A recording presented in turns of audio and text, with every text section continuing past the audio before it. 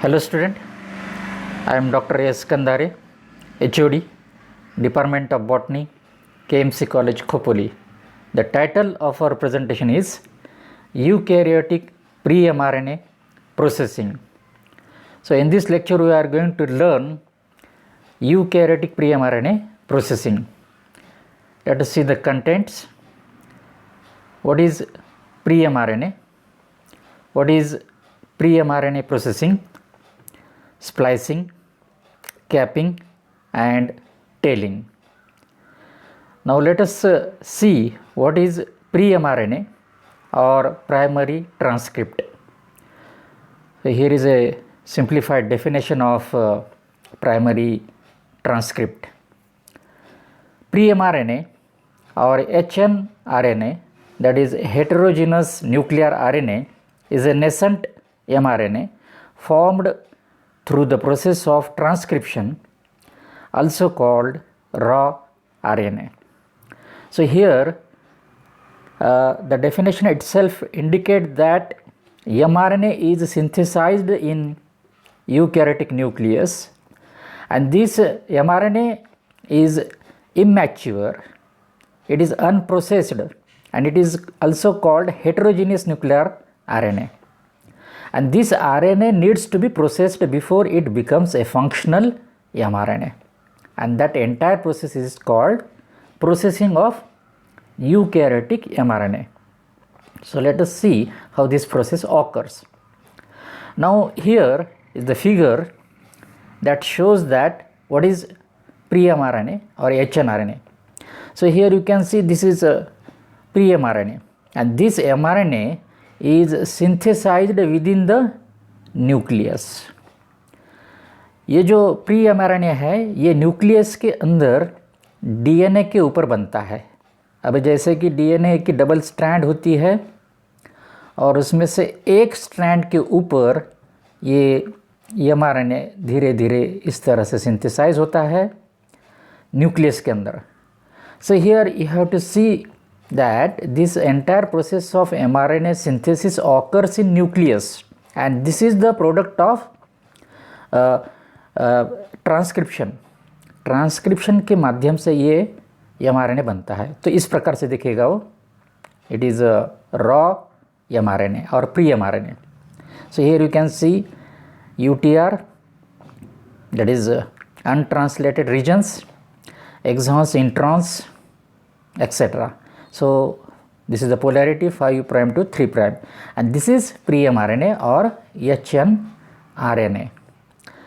So here I have shown the regions, that is UTR, untranslated region at the 5' end, and similarly here also at 3' end, that is UTR region is available. Then this is a coding region, that is called exon. So here you can see coding region that codes protein, and this particular regions are intermittently intermixed with intron regions. Okay, so intron, exon. So coding, non-coding regions are present together on mRNA. So this is non-coding region, isn't it? So this particular region does not code for any protein. This is the coding region. So here you can see coding and non-coding regions are mixed here on pre-mRNA. So this is the heterogeneous RNA, and it is unprocessed product of transcription, isn't it? जैसे भी transcription हो करके mRNA बनता है वो ऐसा दिखेगा, isn't it? इसीलिए इसे अनप्रोसेस्ड प्रोडक्ट ऑफ ट्रांसक्रिप्शन कहा जाता है. और ये जो प्रोसेस होती है mRNA सिंथेसिस की, उसे हम कहते हैं transcription. Okay, so this is the process of transcription and this is the product of transcription. So this is unprocessed heterogeneous pre-mRNA. Okay, and this pre-mRNA undergo further processing. इसके ऊपर processing होती है और फिर वो mRNA प्रोटीन कोड करने के लिए तैयार हो जाता है. So here let us see what is processing of pre mRNA. ये जो प्री एमआरएनए होता है उसके ऊपर किस प्रकार से प्रोसेसिंग होती है. Production of functional mature mRNA from pre mRNA is called processing of pre mRNA and it consists of following steps. Number 1, splicing. Removal of introns, that is non-coding segments, and joining of exons, that is coding regions, is called splicing. तो ये splicing क्या होता है?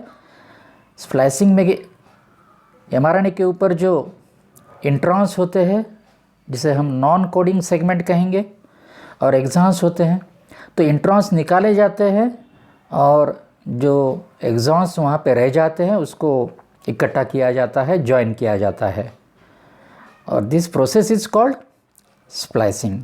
तो इस प्रकार से mRNA के ऊपर ये संस्करण होता है, प्रोसेसिंग होती है, तो उसमें से ये एक स्प्लाइसिंग नाम का प्रोसेसिंग होता है ये प्री एमआरएनए के ऊपर. Then capping.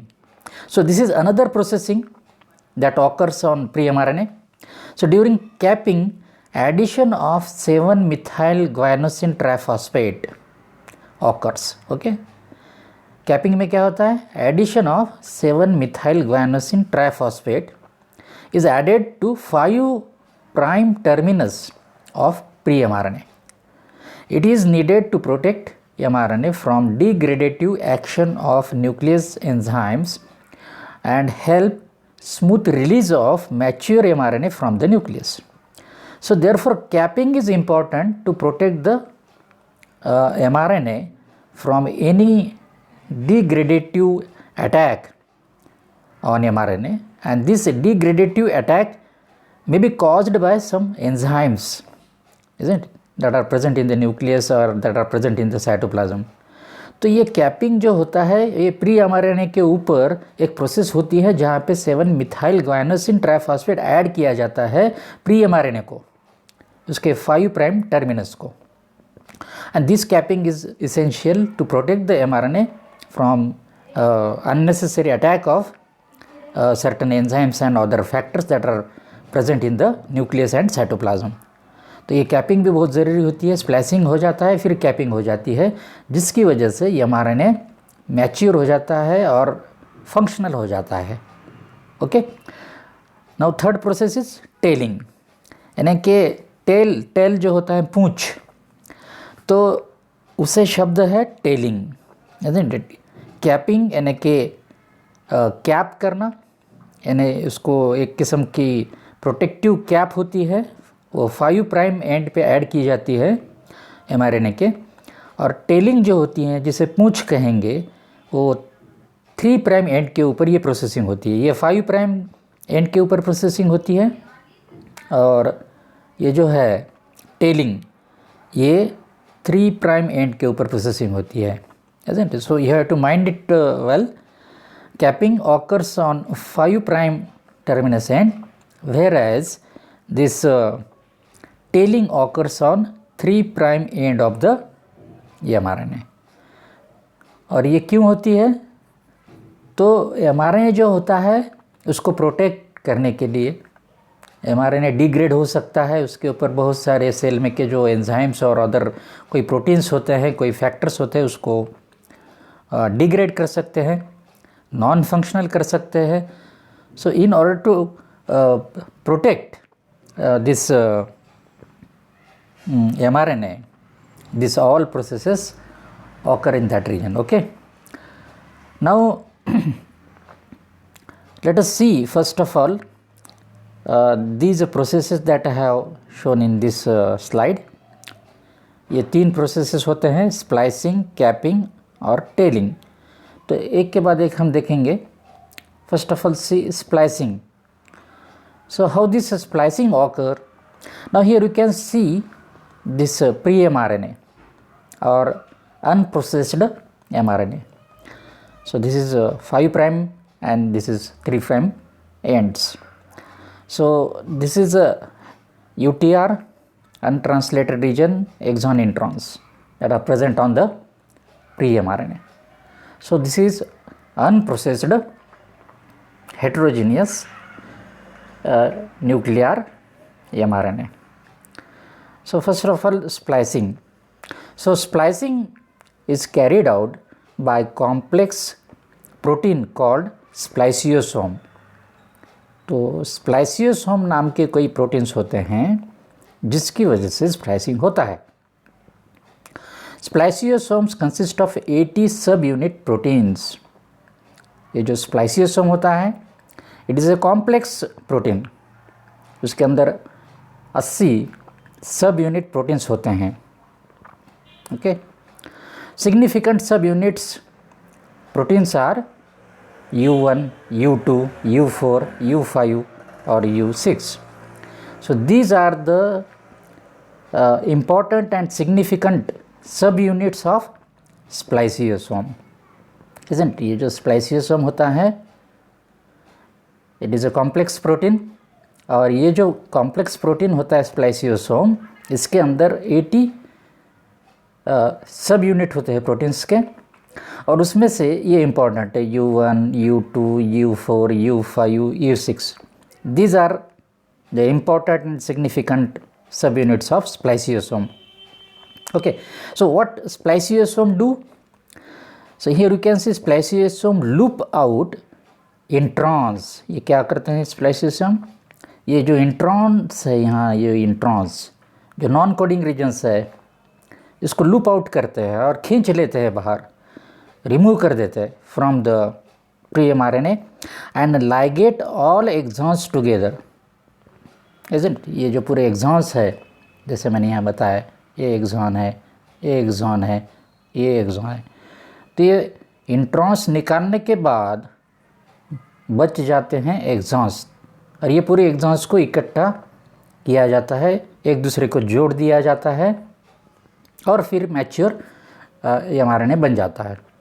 तो इस प्रकार से ये स्प्लाइसियोसोम्स जो है यहाँ से इंट्रॉन्स को निकाल देंगे और एक्सॉन्स को जोड़ देंगे, and this entire process is called splicing. Now here you can see this is spliceosome. ये स्प्लाइसियोसोम है यहाँ पे. So it consist of 80 sub unit proteins, और उसके अंदर ये इम्पोर्टेंट कुछ सब यूनिट्स उसके मैंने यहाँ पे बताया, U1, U2, U4, U5, U6. तो इससे ये स्प्लाइसियोसोम बनता है. इसका एक्शन हो जाता है ये pre-mRNA के ऊपर, isn't it?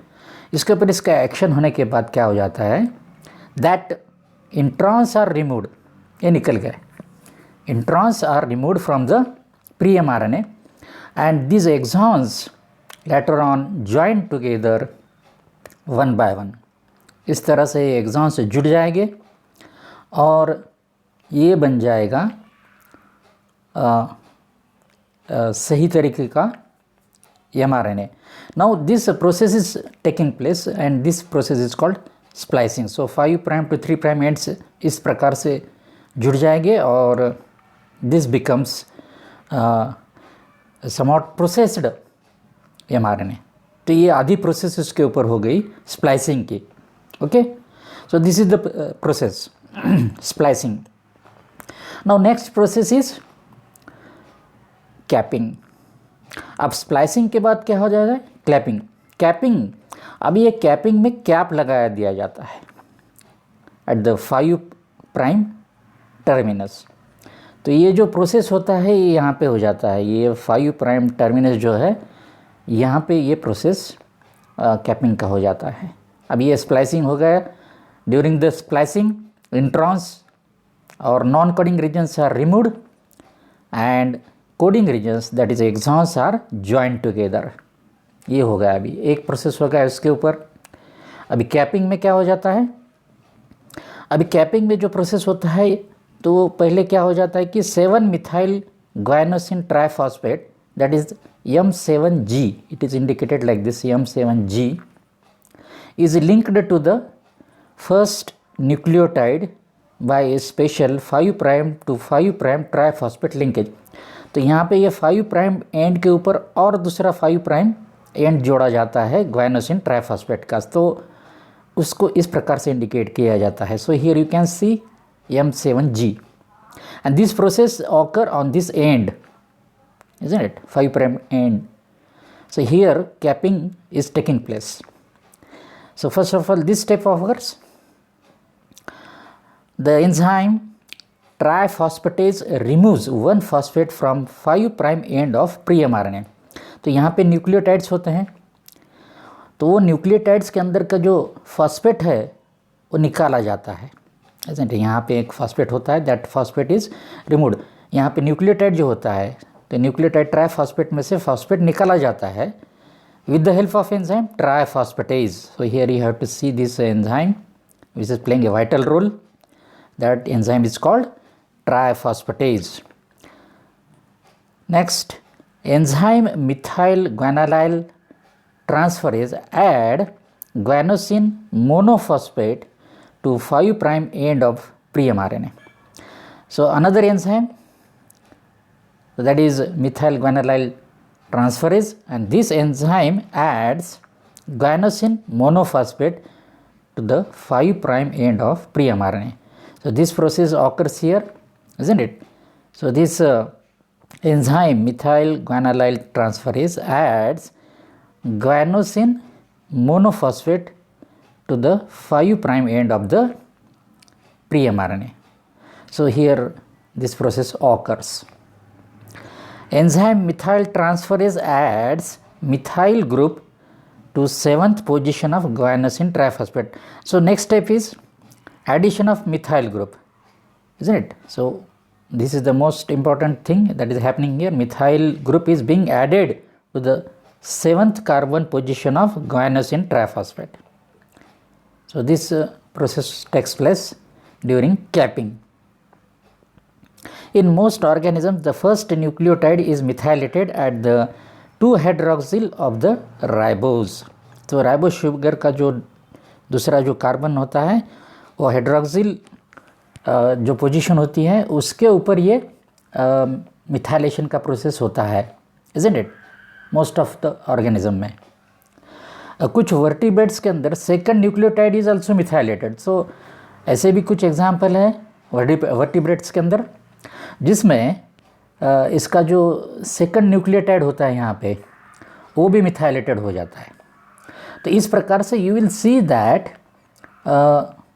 This particular 5 prime end is processed and where this methyl guanosine triphosphate is added, and this process is called capping. So you can see here this cap like structure is added, isn't it?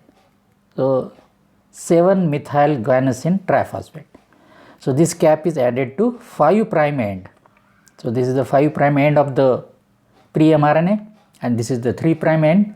So at the 5 prime end this cap is added. So it is a protective cap, isn't it? It provides a kind of protection to this nascent mRNA. ये जो mRNA बनता है इसको protect करने के लिए ही ये process होती है capping. Okay, so these things are happening during capping. Now let us see the actual mechanism of capping. अब ये capping जैसा मैंने यहाँ ये स्लाइड में बताया आपको कि these things are taking place, isn't it? 1 2 3 4 5 6 ये होते हैं, लेकिन ये कैसे होते हैं? Let us see in this slide. अभी यहाँ पे मैं बताऊँगा कि ये जो कैपिंग का मैकेनिज़्म है वो कैसे होता है. Mechanism of pre mRNA capping. So this is our pre mRNA. Okay, ये स्प्लाइसिंग हो करके इस प्रकार से ये तैयार होगा. ठीक है, यूटीआर और बीच में सब exons. Okay, introns are removed. So this pre mRNA इसके ऊपर कैपिंग कैसे होता है देखेंगे. Now here you have to take into consideration that is N means any nitrogen base. Okay, adenine, guanine, uracil. इस प्रकार से ये कौन सा भी नाइट्रोजन बेस जो indicated by N and P is where here P is phosphate. तो PNA phosphate, N का मतलब है नाइट्रोजन बेस. तो ये हमें ध्यान में रखना है. अभी ये जो प्री एमआरएनए है इसके ऊपर न्यूक्लियोटाइड होते हैं। अभी 5 प्राइम एंड को यहाँ पे न्यूक्लियोटाइड है which is indicated by N. कोई भी न्यूक्लियोटाइड है, जो एडेनाइन है, ग्वानिन है, साइटोसिन है, यूरेसिल, ये कोई भी हो सकता है यहाँ पे। ओके, ये nitrogen base, N indicates nitrogen base. ये 5 प्राइम एंड के ऊपर होता है। उसके बाजू में होता है phosphate. So here is phosphate, again there is nitrogen. तो दो नाइट्रोजन के बीच में एक फॉस्फेट बॉन्ड है, ये बॉन्डिंग है। अभी इस प्रकार से अरेंजमेंट होता है। अभी इधर भी ऐसा ही होता है, नाइट्रोजन फॉस्फेट इस प्रकार से। तो here you can see this nitrogen and this is phosphate. Okay, ये नाइट्रोजन बेस, यहाँ फॉस्फेट है, ये नाइट्रोजन बेस। अगेन ये नाइट्रोजन बेस जो है ये फॉस्फेट बॉन्ड के माध्यम से एक दूसरे से कनेक्टेड है। तो इस प्रकार से ये बॉन्डिंग होता है पूरे एमआरएनए के ऊपर।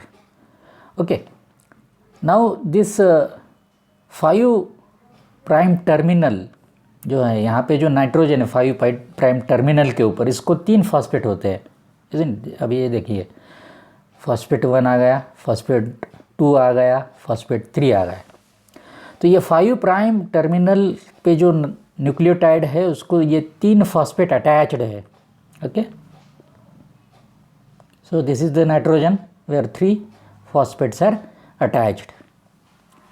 So in the next step, RNA triphosphatase enzyme, okay, the enzyme which is catalyzing this reaction is RNA triphosphatase enzyme.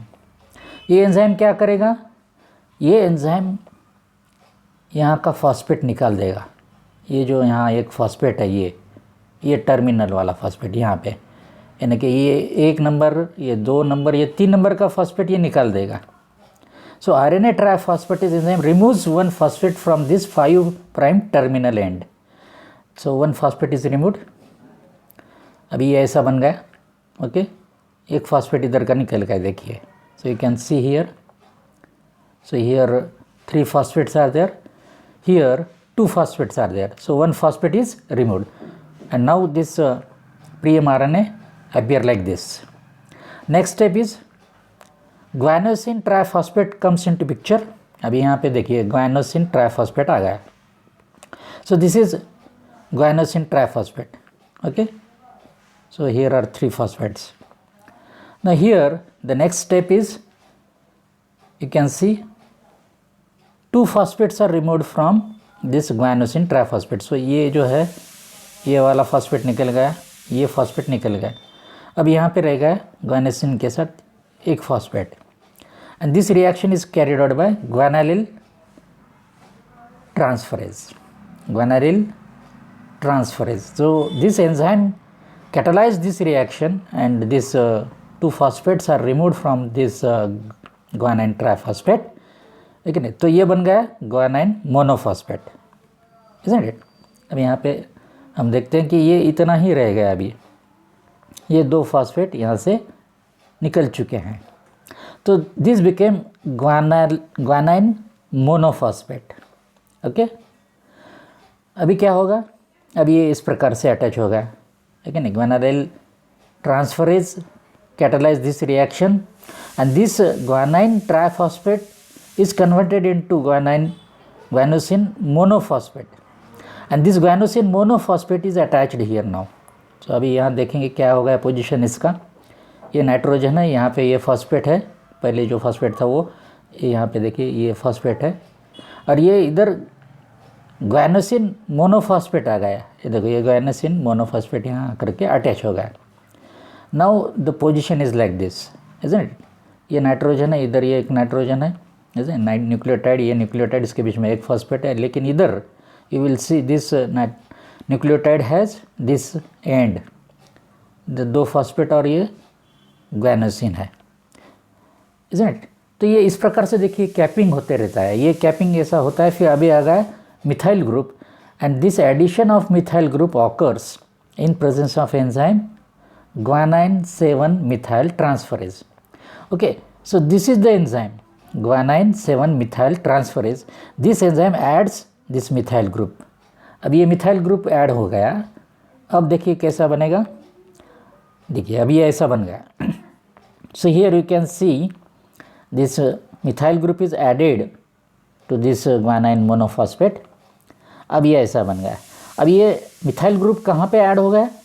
ये ग्वानोसिन जो है, ये ग्वानोसिन मोनोफॉस्फेट के 7वें कार्बन पे ये मिथाइल ग्रुप ऐड हो गया, इसीलिए इसको यहाँ पे इंडिकेट किया गया 7 मिथाइल, isn't it? तो 7 methyl guanosine monophosphate is being attached to this 5' end of the pre-mRNA and this is called capping. तो इस प्रकार से ये कैपिंग यहाँ पे हो गया. So here you can see this particular portion is a cap. ये कैप बन गया, isn't it? So this is the mechanism of capping. इस प्रकार से ये कैपिंग होता है, isn't it? So this is important processing on 5' end. So entire process is occurring on this 5' end, and this capping is done to protect the mRNA when it moves out from the nucleus into the cytoplasm. जब ये cytoplasm में जाएगा तो इसको ये protection होना चाहिए, इसीलिए this process is carried out. ठीक है. सो this is the mechanism of capping of pre mRNA. अब ये कैपिंग होने के बाद नेक्स्ट प्रोसेस आता है tailing. Okay, so what is happening in tailing? Now you have to remember that this pre mRNA towards its tail region has this termination signals. अब ये हमने देखा है कि जो प्री mRNA होता है, जब इसका ट्रांसक्रिप्शन होता है तो ये रिलीज़ होता है.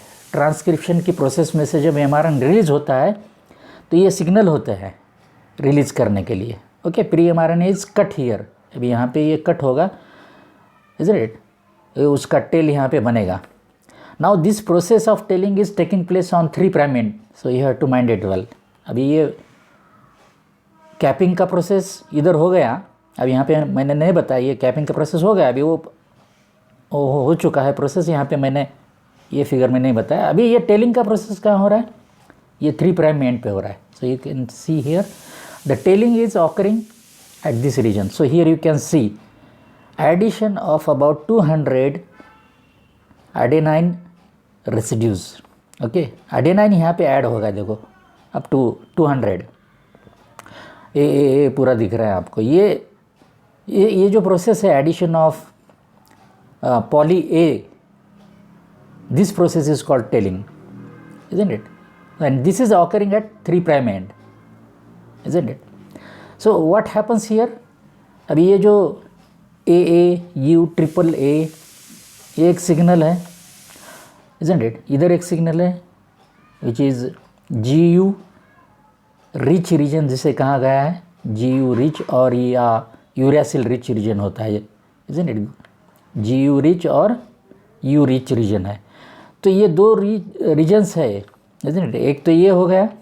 सो this is one region AAU AAA and GU rich region.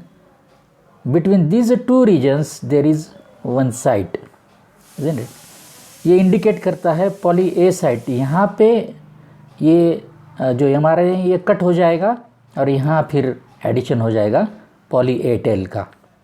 So these are the regions indicated by this 10 to 35, and this is the nearly 50 nucleotide away from this particular site. So poly A site से ये इधर 50 nucleotide दूर है ये reason, और इधर 35 10 से 35 nucleotide दूर है ये रीजन. ये इंडिकेट करता है ये, isn't it? ये डाउनस्ट्रीम अपस्ट्रीम, isn't it?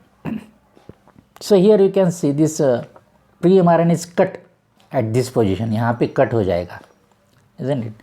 ये यहाँ पे कट हो जाएगा, ये निकल जाएगा GU रिच रीजन और यहाँ पे ऐड हो जाएगा poly A tail. So this is the process that takes place during tailing, isn't it? अब क्या क्या होता है, ये जो एडेनाइन ऐड हो रहा है, बहुत सारे एडेनाइन ऐड हो रहे हैं ना यहाँ पे. So you can see here number of adenine about 200, isn't it? अंदाजे 200, approximately 200 adenine are being added towards 3 prime end, तो ये जो है तो इसको कहते हैं पॉलीएडेनाइलेशन, है कि नहीं, polyadenylation at 3 prime end. 3 prime end को होता है पॉलीएडेनाइलेशन। तो पॉलीएडेनाइलेशन का मतलब होता है कि बहुत सारे एडेनाइन इसको ऐड हो रहे हैं, so therefore it is called polyadenylation at 3 prime end. So this is the major signal for 3 prime cleavage, isn't it. 3 prime cleavage यहाँ पे होता है, उसके लिए जो मेजर सिग्नल क्या है, ये है AAU AAA। So this is the major signal from where polyadenylation occur। ये polyadenylation होने के लिए ये सिग्नल काम करता है AAU AAA, and this signal plays a vital role, and from here you can see this polyadenylation process begins। So therefore this signal is important। तो यहाँ पे ये सिग्नल हमें याद रखना है, this is the signal, isn't it, AAU AAA। So this is the most significant signal for polyadenylation, ठीक है। A second signal is located about 50 nucleotides downstream from the cleavage site। This signal is GU-rich or U-rich region, isn't it? So here GU-rich region, ये कहाँ पे है, 50 nucleotide downstream।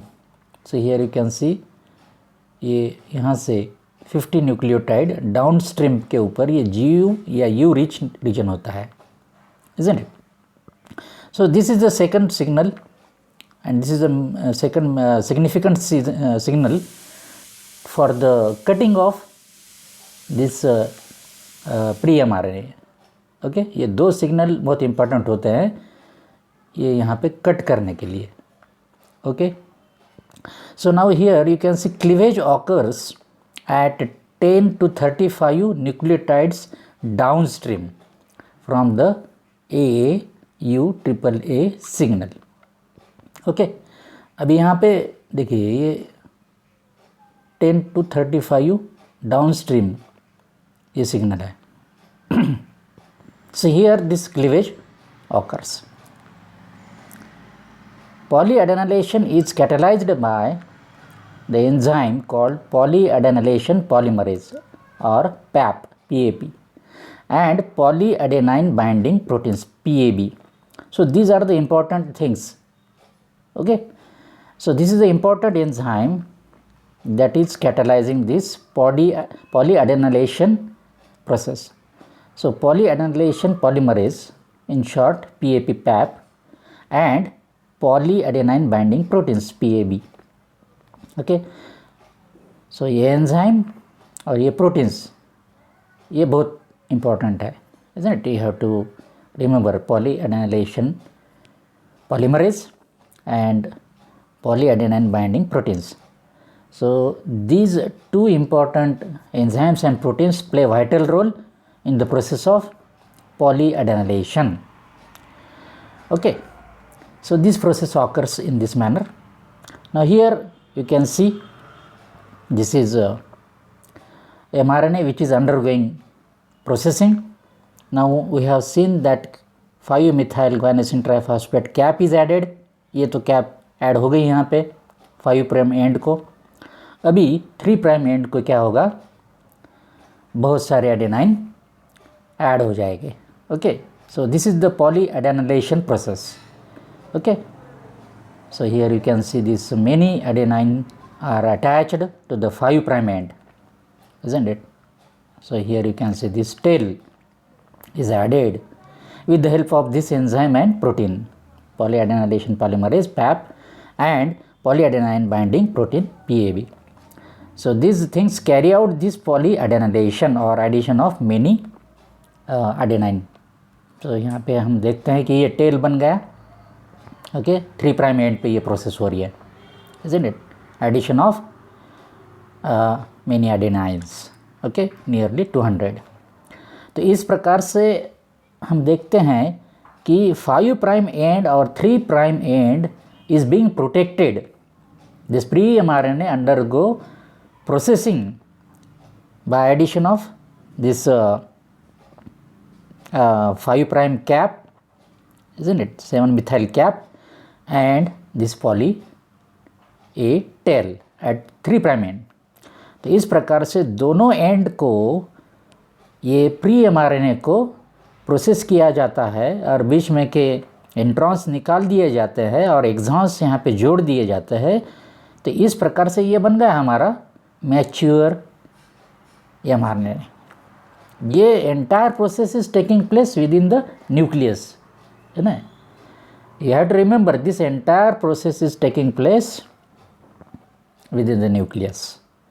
अब ये जब process होता है, कैपिंग हो जाता है, ये टेलिंग हो जाता है और बीच में के जो इंट्रॉन्स है, नॉन कोडिंग रीजन्स, वो रिमूव किए जाते हैं और सिर्फ रह जाते हैं exons. Okay, so in this way you will find that this eukaryotic pre-mRNA or mRNA undergo processing to form a mature mRNA. So ultimate product of our transcription is this mRNA. अभी ये बन गया है mature functional mRNA. Now this mRNA will exit from nucleus through nuclear pore. अभी nuclear pore के बाहर आने के लिए इसको ये कैप बहुत मदद करता है। So this cap, that is 5 methyl guanosine triphosphate cap at 5 prime end plays vital role to exit this particular mature mRNA from the nuclear pore। और ये जो टेल है, ये साइटोप्लाज्म के अंदर जब ये mRNA जाएगा for protein synthesis, this tail also help to stabilize this mRNA, isn't it? Also it guards this mRNA from different proteins that may cause harm to this mRNA। तो ये cytoplasm के अंदर जो भी कुछ फैक्टर्स है, enzymes है, इसके ऊपर अटैक करके इसको हार्म कर सकते हैं, डिग्रेड कर सकते हैं। उससे ये दोनों एंड्स जो है 5 प्राइम एंड 3 प्राइम एंड, इसके ऊपर प्रोटेक्टिव मॉलिक्यूल्स ऐड किए जाते हैं और प्रोसेस की जाती है और in this manner this mRNA is sent into the cytoplasm for protein synthesis और for translation. So here I have shown you the most important function of this cap is that 7 methylated cap protection from exonuclease and smooth exit from nucleus. So this is the major function of this particular cap। तो इसका ये major function है। उस प्रकार से ये जो UTR regions है, it helps in the attachment of mRNA to the ribosome, isn't it? As you know that during protein synthesis, this mRNA attaches with ribosome, and this UTR helps in the smooth attachment of this mRNA to the ribosome. So UTR also plays a vital role.